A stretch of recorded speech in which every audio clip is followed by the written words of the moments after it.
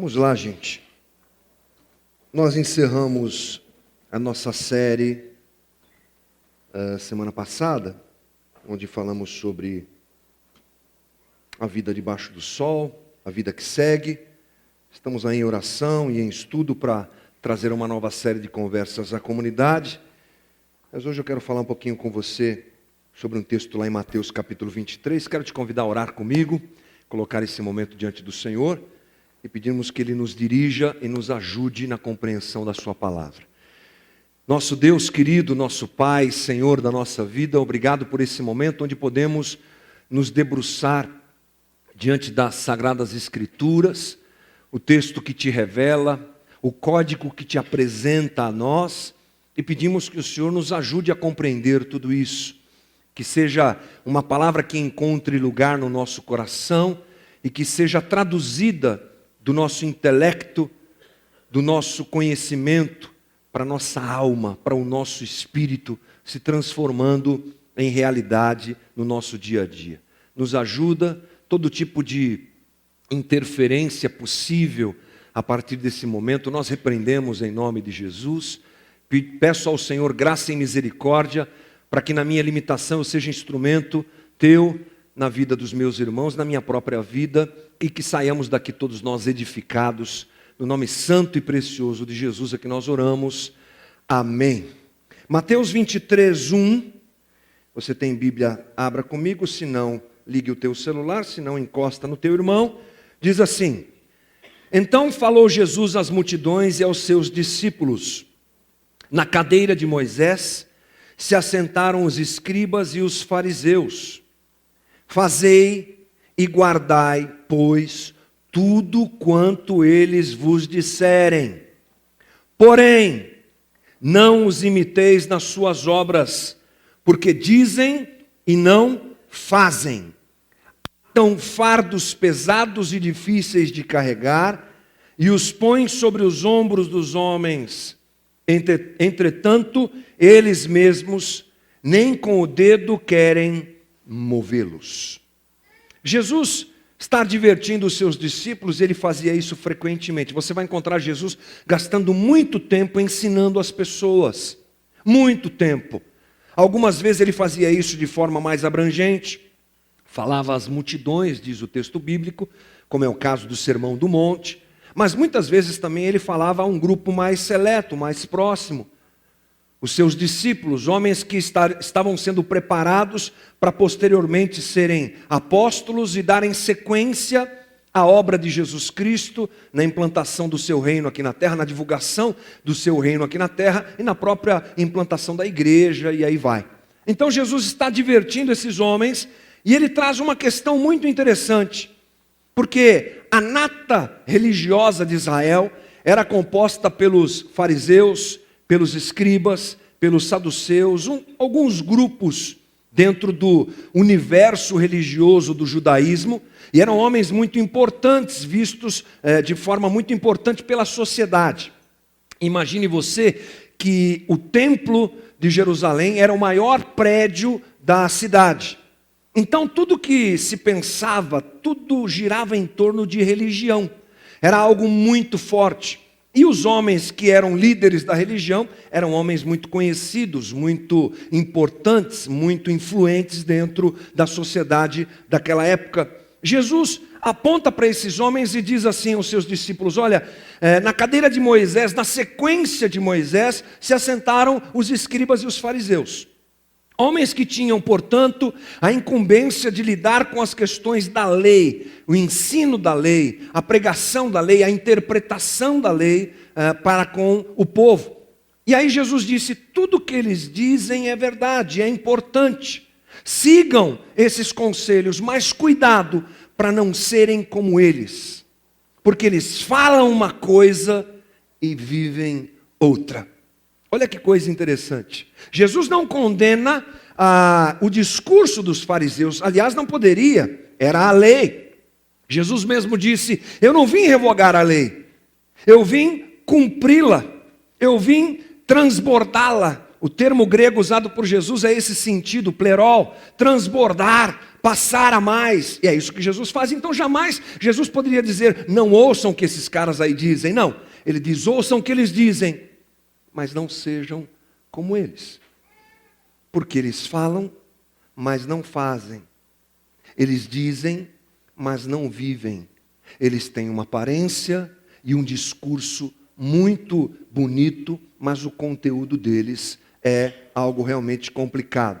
E ao usar os escribas e fariseus como esse exemplo dentro dessa situação, Jesus, é claro, está se referindo, como eu disse, a esse grupo seleto. Por exemplo, os escribas, eles eram especialistas na lei, no Antigo Testamento e principalmente na Torá, os 5 primeiros livros da nossa Bíblia, onde a lei está descrita. A principal função desses caras era interpretar a lei de Moisés e trazer soluções às demandas que o povo apresentava.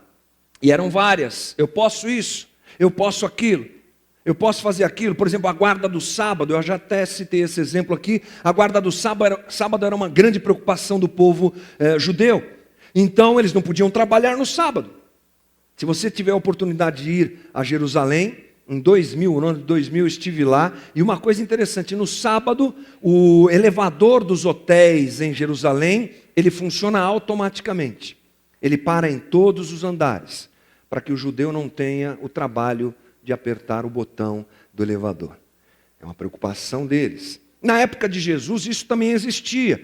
Como é que eu guardo o sábado? E se eu precisar viajar? Aí os escribas, eles diziam, depende do trajeto, do percurso que você vai fazer, você vai estar cumprindo a lei ou descumprindo a lei. Mas e se eu tiver que viajar levando bagagem? Aí não pode, porque aí você está descumprindo a lei, você está trabalhando. Essas perguntas assim que não levam ninguém a lugar nenhum, era o trabalho dos escribas responderem. Já os fariseus, eles eram parte de um grupo mais conservador. No início, quando o povo de Israel saiu do exílio, eles tinham tiveram uma função muito importante. O povo estava voltando do exílio para Israel e eles haviam se perdido nos seus valores religiosos por contaminação no tempo do exílio. Então se levantou um grupo dizendo, não, nós precisamos guardar a lei de Deus, eles foram importantes. Mas os séculos foram se passando, os anos foram se passando, e nesse cenário onde Jesus está presente com seus discípulos, é uma confusão total. Os fariseus eram um grupo metido com política, eles faziam link entre Roma e o povo, e eles eram extremamente moralistas. Gente que dizia assim, nós somos perfeitos, nós somos melhores que todo mundo, nós estamos acima de todo mundo. Então Jesus utiliza esse grupo, por quê? Porque eles tinham uma real vontade, um desejo e trabalhavam para guardar a lei. Sim, era o trabalho deles, mas eles foram exagerando, fazendo a coisa ficar mais difícil. Um exemplo que eu também já citei aqui é que os fariseus, a lei dizia que o homem precisava jejuar 2 vezes por mês, alguma coisa assim, se eu estiver enganado, me perdoe, mas acho que é alguma coisa assim, tipo 2 vezes por mês, e os fariseus jejuavam 2 vezes por semana. Tipo assim, eles colocavam um fardo mais pesado e diziam que tinha que ser assim. E aí, esse exagero gerou aquilo que a gente chama de legalismo, apego à lei. Salvação pela lei, a moralidade é que importa, cumprir a lei é o que importa, estar correto é o que importa. Mas esse extremo apego à lei não é fácil de ser vivido na sua realidade. Ninguém consegue ser perfeito 24 horas por dia. Ninguém consegue fazer tudo certo. Paulo diz, inclusive, que a ideia da lei dada por Deus a Israel não era que eles tentassem ser perfeitos pela lei, porque jamais poderiam. A ideia da lei é mostrar que eu não posso ser perfeito e assim me voltar para Cristo, o Senhor que me ama, apesar da minha imperfeição. Mas Israel não entendeu isso, esses fariseus não entenderam isso, e essa tentativa de viver a perfeição da lei, que nunca era alcançada, se tornou em algo que a gente chama de hipocrisia. Tudo bem, eu tento cumprir a lei, e eu vou ali em cima, mas eu não consigo. Mas eu não vou dar o braço a torcer que eu não consigo. Então o que eu faço? Eu finjo que consigo. É isso. Eu coloco uma máscara e vivo diante das pessoas como alguém que é bom demais, que é perfeito demais, que é incrível demais, que é superior a todo mundo. E aí eu vou levando a minha vida. Essa era a característica dos fariseus. Eles eram literalmente hipócritas. Então a denúncia de Jesus, ela é muito forte, porque ela aponta para um ambiente religioso. Os líderes religiosos, os homens que coordenavam a religião em Israel, os homens que coordenavam o templo, o sacerdote, o sumo sacerdote, os historiadores contam cada coisa cabeluda desse povo, cada situação horrível que era protagonizada por eles dentro desse ambiente religioso. E Jesus está dizendo, é no ambiente religioso que a hipocrisia floresce, que a hipocrisia aparece. E ele nos alerta a respeito disso. O ambiente religioso e hipocrisia, a gente pode comparar a título de entendimento ao ambiente médico e à latrogenia. Fica tranquilo que você vai entender. Só quero fazer esse link para a gente poder entender uma coisa importante sobre a hipocrisia. Você sabe que quando a gente está doente, a gente vai procurar o médico. Faça isso, por favor. Faça isso. A medicina é um bem de Deus e todo bem vem do Pai das luzes. Faça isso. Procure ajuda, inclusive para questões emocionais, psicológicas, traumas. Não fica como uns aí que eu conheço, que tem problema de frequentar o psicólogo, problema de tomar um remédio. Para com isso, que isso é uma grande bobagem. Uma grande besteira que os evangélicos fizeram foi desprezar a graça de Deus presente, inclusive, nessas áreas da medicina. Então a gente está doente, a gente procura um médico. Qual é a intenção de procurar um médico? Diz aí, ficar bom. Eu vou para o médico para ficar bom. Aí eu vou lá e começo um tratamento. Aí eu estou com um problema de dor de cabeça crônica, aí o médico me passa uma receita de alguns remédios. São remédios fortes, mas eles vão curar a tua dor de cabeça bacana. Primeira semana a dor de cabeça vai embora, a vida volta, é uma maravilha, está tudo certo. Segunda semana você começa a sentir um ardor no estômago, um negócio meio diferente, aí acorda de noite, uma coisa meio ruim, e tal. Daqui a pouco sarou a cabeça, ficou ruim do estômago.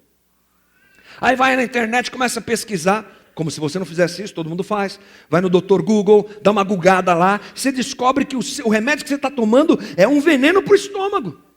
Você procurou uma cura para uma coisa, ganhou outra. Ou então você fica internado um tempo no hospital para tratar de alguma coisa, e aí aparece o fantasma da infecção hospitalar, que é uma doença própria do ambiente hospitalar.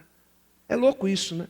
Eu vou lá para me curar e saio de lá doente. Isso é latrogenia. É uma ideia, uma palavra que vem do grego, aliás, como a maioria das que nós usamos. Doenças ou danos causados por um ato médico ou de um profissional de saúde, seja para fins de diagnóstico, vai fazer um exame e fica doente, ou terapêuticos, como remédios e cirurgias. É o famoso efeito colateral. E isso, inclusive, é alvo da preocupação das autoridades. E olha que a gente pode fazer um paralelo bem bacana.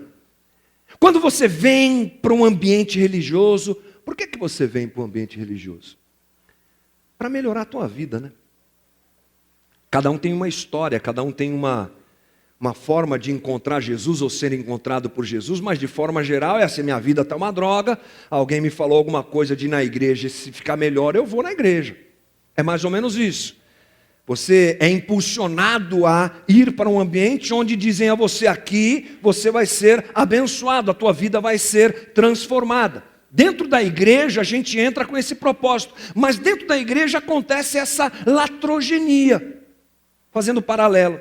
A gente chega aqui para ficar bom, e a gente até às vezes fica bom de algumas coisas, mas começa a ficar doente de outras coisas. A igreja, ela é aberta para a gente receber os doentes, como um hospital, é claro. Todo mundo é doente e pecador na igreja. Aliás, aqui só sobe aqui para falar com você pecador. Só sobe pecador para tocar aqui. Só sobe pecador lá no som, em todo lugar. Aliás, se você olhar para o seu lado, tem um pecador aí. E ele está olhando para você que você também é pecador. Esse é o ambiente da igreja, o ambiente dos doentes, né? O ambiente dos pecadores que querem ser curados, que querem ser tratados. Mas esse ambiente é um ambiente que Deus opera, Deus realiza, Deus transforma, Deus cura, Deus liberta, Deus faz renascer. É um ambiente maravilhoso para sermos curados, mas é um ambiente muito propício à presença da hipocrisia. Percebemos que a igreja é esse ótimo lugar para fingir, para se esconder e para se tornar hipócrita. É um ambiente que proporciona isso. O pastor Eugene Peterson, que escreve alguma coisa muito legal sobre isso em um dos seus livros, diz assim: quase ninguém vai à igreja com a intenção de não lidar com Deus, pelo menos no começo.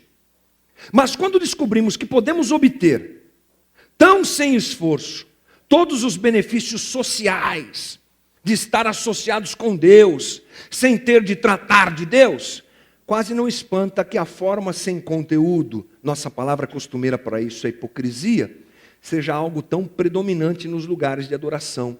É o que diz Eugene Peterson. Quando a gente percebe que dá para viver de maneira fingida, dissimulada, de maneira a colocar uma grande máscara, enganar todo mundo, a gente cai para dentro. Esse ambiente proporciona isso. Ninguém começa a ir para a igreja para ser hipócrita, pelo menos no começo. A ideia não é essa. Não é? A ideia não é fingir. A ideia de um contato inicial com a igreja, com a comunidade, é genuína, com certeza. Mas isso vai se manifestando, é um processo muito interessante. É impossível praticamente encontrar alguém que tenha plena consciência da sua hipocrisia. É quase impossível isso. Alguém que, eu sou hipócrita, é quase impossível. Não é? Talvez dê para a gente comparar com o ambiente médico, com quem tem pressão alta, nem sabe direito que tem pressão alta. Quando viu, teve aquele mal súbito, diabetes também, né? Esse problema sério, que aparece, porque a gente não percebe isso.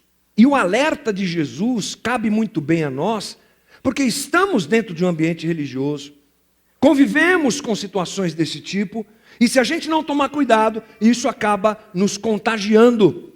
Por quê? Porque a hipocrisia, cabe aqui citar, é um pecado diferente dos outros. A hipocrisia não brota em nós porque a gente quer ser hipócrita. Não é um desejo. Sabe pecado que é fruto de desejo? Eu vou fazer, eu estou com uma vontade de fazer, não estou aguentando, Jesus me ajuda, ai Senhor, e vai e ora, e pede ajuda e conselho, e faz jejum, porque está com uma vontade de fazer, fez. Ninguém tem isso, né? Eu quero ser hipócrita, não tem, não existe isso. É um pecado diferente na sua origem. Ele não aparece em nós, no nosso comportamento, porque a gente quer. Não, ele não se inicia porque a gente quer fazer alguma coisa errada. É algo que vai brotando da nossa caminhada dentro da comunidade. A hipocrisia, ela é perigosa porque ela nasce dentro de um lugar de oração, de um ambiente de oração, de um ambiente onde se propõe transformação, onde se pressupõe mudança de vida, onde se pressupõe o trabalho do Espírito Santo de Deus na vida da gente. É nesse ambiente que a hipocrisia aparece. Olha só que coisa interessante. Lucas 18:10, vou ler um texto aqui que você conhece, diz assim: 2 homens subiram ao templo com o propósito de orar, um fariseu e outro publicano. O fariseu, posto em pé, orava de si para si mesmo dessa forma: ó Deus, graça te dou, porque não sou como os demais homens, roubadores, injustos e adúlteros, nem ainda como este publicano. Jejuo 2 vezes por semana e dou o dízimo de tudo quanto tenho. É no ambiente religioso que a hipocrisia aparece.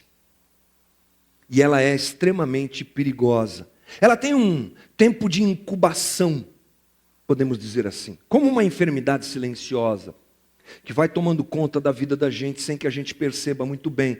A gente começa a buscar a Deus genuinamente, Mas aí chega um momento da nossa caminhada cristã que a gente percebe que Jesus diz assim: você quer andar comigo?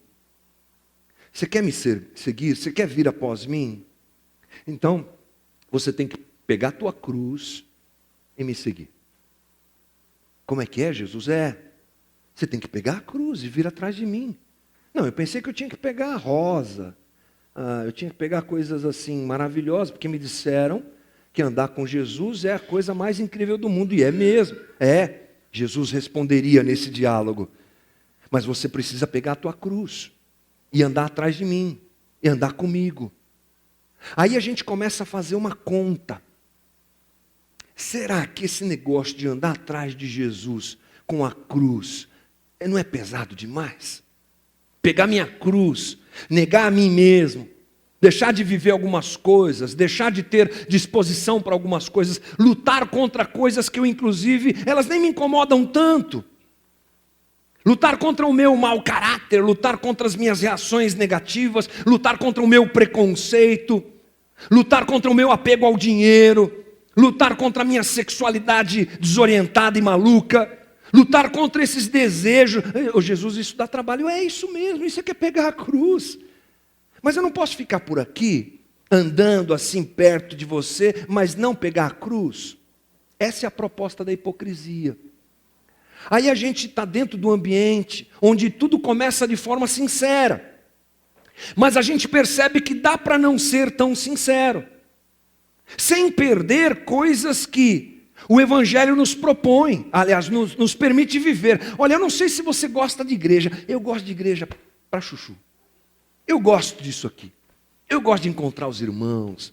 Eu gosto de ver o que Deus faz no meio da comunidade. Eu gosto da coisa social da igreja, da pizza, do hambúrguer, da conversa, da alegria, da música, de ver meu filho, de ver teu filho. Essa convivência, para mim, ela é incrível. Ela é preciosa. Então a gente não quer abrir mão disso. Eu não quero perder isso, Jesus. Mas eu não quero pegar a cruz. Aí eu pego uma máscara e coloco. Para todo mundo, eu estou andando com a cruz. Mas para Jesus eu não estou.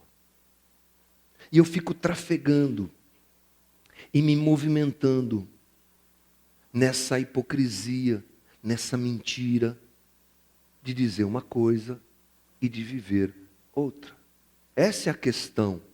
Tudo começa bem, mas o próprio ambiente religioso vai permitindo esse mal. Aliás, a gente dentro da igreja se depara com exemplos a respeito disso.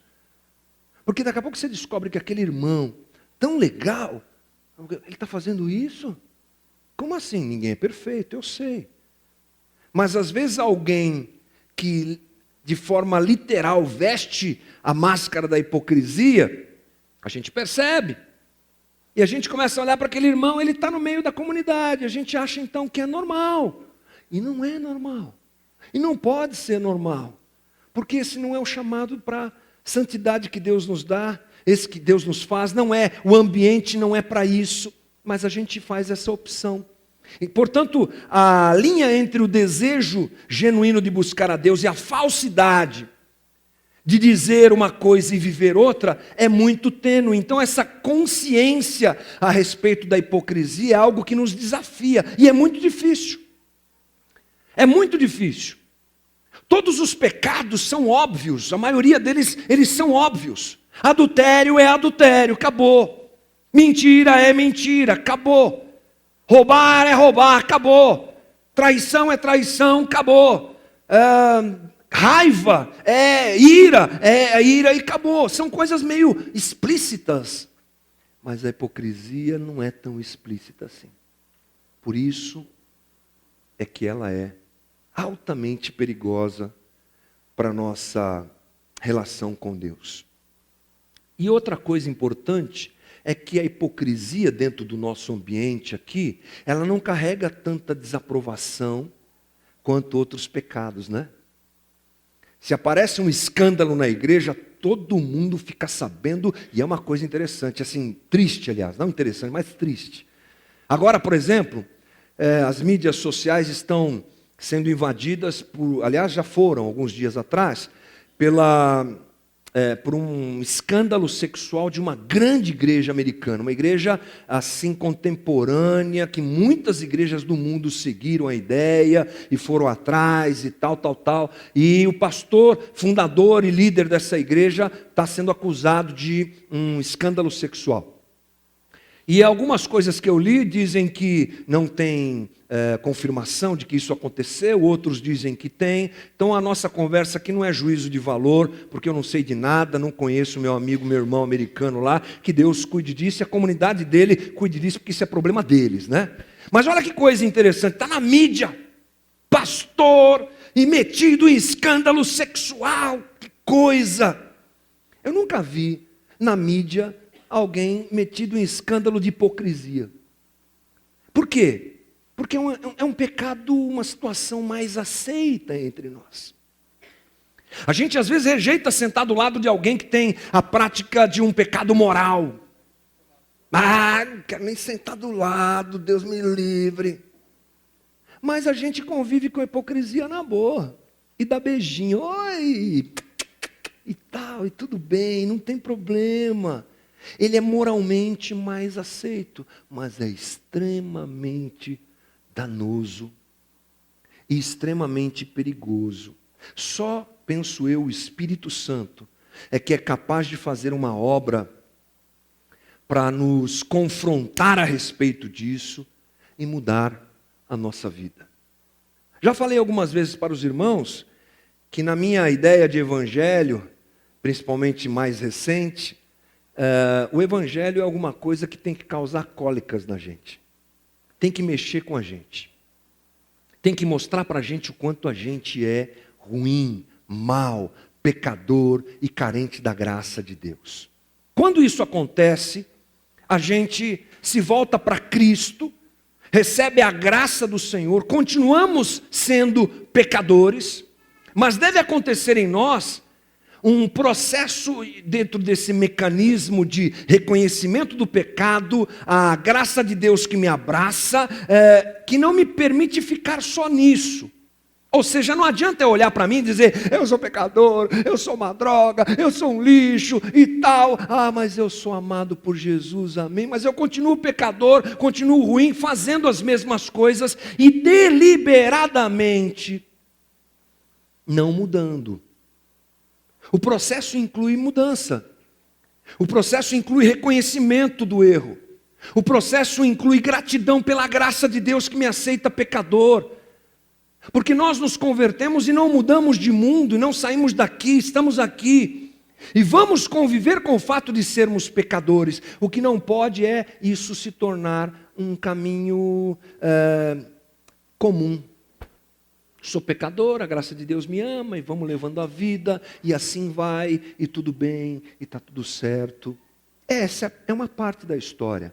A outra é, o Espírito Santo habita em mim, eu sou chamado à santidade de Deus, Deus me deu o seu Espírito, aliás, Deus, veio habitar em mim, sou casa, morada de Deus, Ele não está nas paredes, Ele não está em lugar nenhum, Ele está dentro de mim.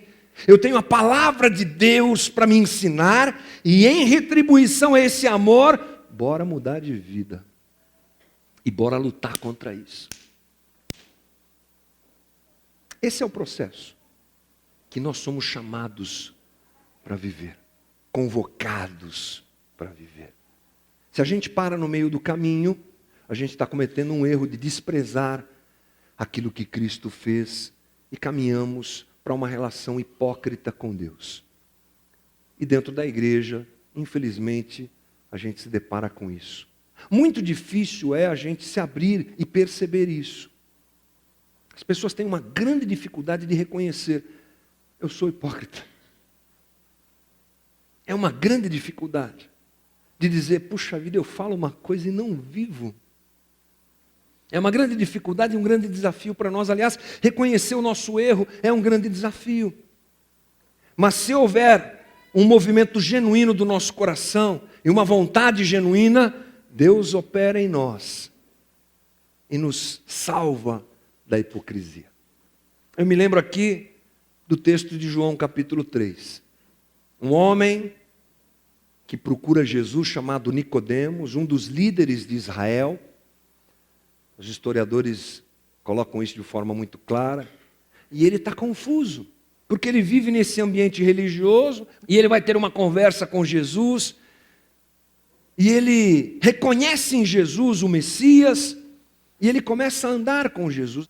E essa condição nos mostra que Nicodemos saiu desse ambiente onde a hipocrisia reinava, e ele entra dentro de um relacionamento genuíno com Deus. E é o convite do Senhor para a nossa vida. 5 sugestões que eu quero te dar para lutar contra a enfermidade tão terrível da hipocrisia. A primeira delas é: lembre-se que o mais importante é agradar a Deus e não a homens.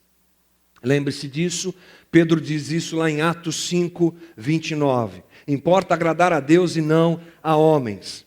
Cuidado com esse desejo de não perder pessoas e não desagradar pessoas por conta da sua fé. O Evangelho causa rupturas, sim. O Evangelho causa mal-estar em muitas relações, sim.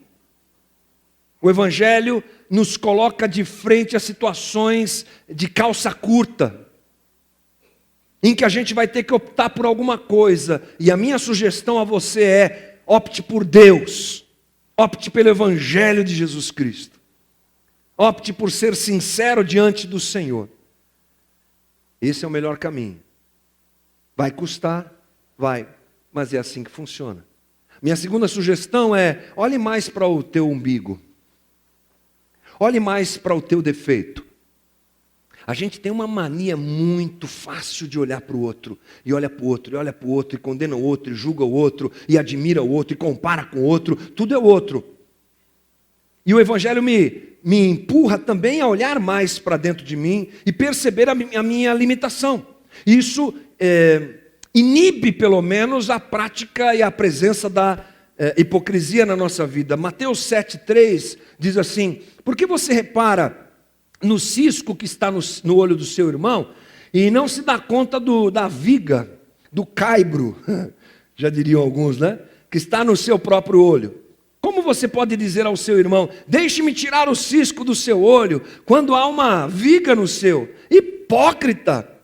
Tire primeiro a viga do seu olho, então você verá claramente para tirar o cisco do olho do seu irmão. Jesus é incrível, né? As palavras são incríveis. Olhe mais para si, perceba-se mais, avalie-se mais. Olhe para o teu próprio pecado e lute contra ele com mais insistência e perseverança. A terceira coisa que eu quero sugerir, que acabou entrando dentro da nossa conversa, é saber que na minha luta por uma vida mais digna perante Deus, muitas vezes não vão conseguir chegar ao lugar que quero, ao estágio que quero, ao estado que quero, porque a minha essência é pecado, mas mesmo assim não posso parar de trilhar esse caminho de ser melhor diante de Deus todo dia. Tipo assim, hoje eu estou melhor que ontem, mas pior que amanhã. Amanhã tenho que melhorar diante de Deus e dos seus valores e do seu Evangelho. Esse caminho é inegociável para o cristão, sempre procurando diante de Deus avaliar-se, corrigir-se e crescer na sua espiritualidade e na sua caminhada com Deus. Preciso saber que essa luta é constante. É a minha quarta sugestão a você. Saiba que essa luta contra a hipocrisia é constante, porque ela ronda a gente.